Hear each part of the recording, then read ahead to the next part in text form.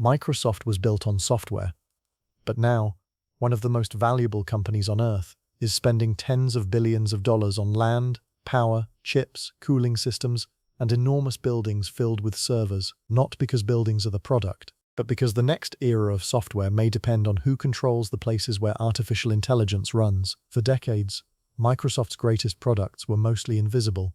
Windows, Office, Teams, Outlook, Excel, Azure, and the software that millions of businesses use every day.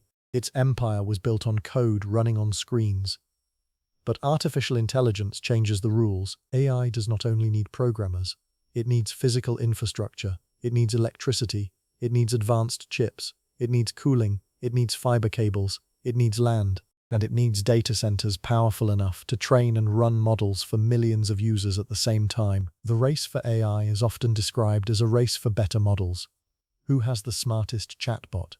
Who has the best assistant? Who can write code, analyze documents, create images, and automate work faster than everyone else? But behind every AI model is a much more basic question. Where will it run?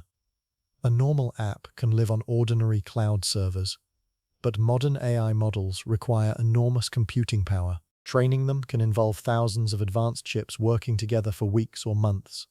Running them for millions of users can be just as demanding, because every prompt, every answer, every image, every meeting summary, and every line of generated code has to be processed somewhere. For Microsoft, this is not just about building more capacity. It is about controlling the foundation of the AI economy. If AI becomes the next major computing platform, then the companies that own the infrastructure will own one of the most valuable bottlenecks in the world. Models may come and go, apps may rise and fall, but the demand for compute could keep growing underneath all of them. Microsoft does not want to rent the future from someone else. It wants to build the place where the future runs. Azure already serves companies, governments, developers, hospitals, banks, factories, and software firms around the world. But AI changes what those customers expect from the cloud. In the old cloud era, companies moved storage, databases, websites, and business applications into Microsoft's data centers. In the AI era, they want copilots, automated customer service, internal data analysis, AI agents, and custom models that requires a different kind of infrastructure. It requires clusters of advanced GPUs and AI accelerators. It requires fast networking between chips. It requires storage systems that can feed enormous amounts of data into models without slowing them down. It requires cooling systems that can handle servers consuming far more power than traditional machines. And it requires a global network so AI services can respond quickly wherever the customer is. Data centers are no longer just warehouses for the internet. They are the factories of artificial intelligence. The raw material is data. The machines are chips. The output is intelligence on demand. Microsoft already has demand built into its ecosystem. Microsoft 365, Windows, Teams, GitHub, LinkedIn, Dynamics, Xbox, and Azure. Now it is weaving AI into many of those products through Copilot and other AI services. That means Microsoft is not building data centers only because it hopes customers will come. It is building them because customers are already asking for more AI capacity. If AI becomes deeply embedded in daily work, Microsoft can charge for it in multiple ways. A company may pay for Microsoft 365 Copilot. A developer may pay for GitHub Copilot.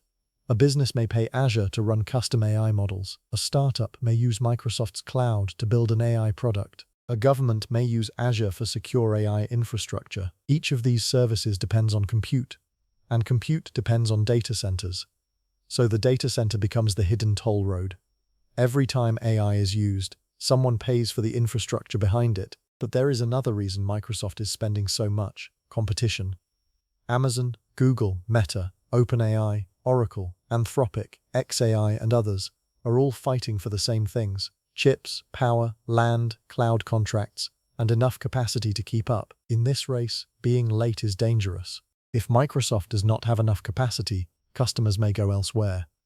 If rivals can train bigger models faster, Microsoft could lose its position. If cloud buyers believe Azure is compute constrained, they may shift workloads to competitors. And if AI becomes as important as the internet or mobile computing, the company that controls the infrastructure could capture decades of future profits. But the bet is risky. Data centers are expensive before they are profitable.